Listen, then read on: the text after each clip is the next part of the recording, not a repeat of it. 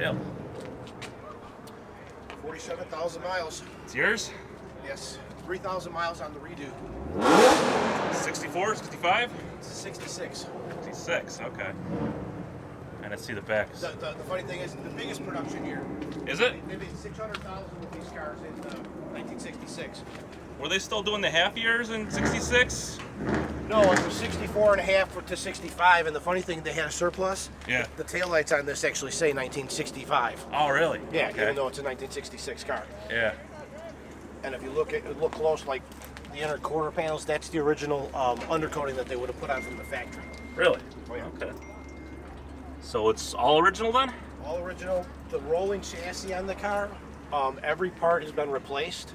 Yeah. Suspension, exhaust, brakes, and then the engine, we took it apart and put it back together. It's got the ceramic coating on the inside of the head.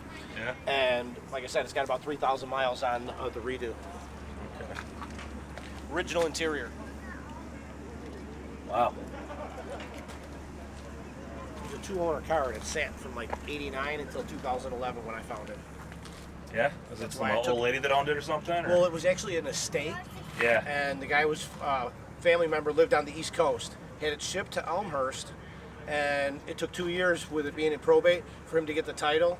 And then, like in 2009, he pushed it out of his garage into his driveway. That's where it sat for 2 years, and then it was like one of those stories too good to be true. Wow. 66 with 43,000 miles on it, Gotcha. and it's as solid as can be from 66.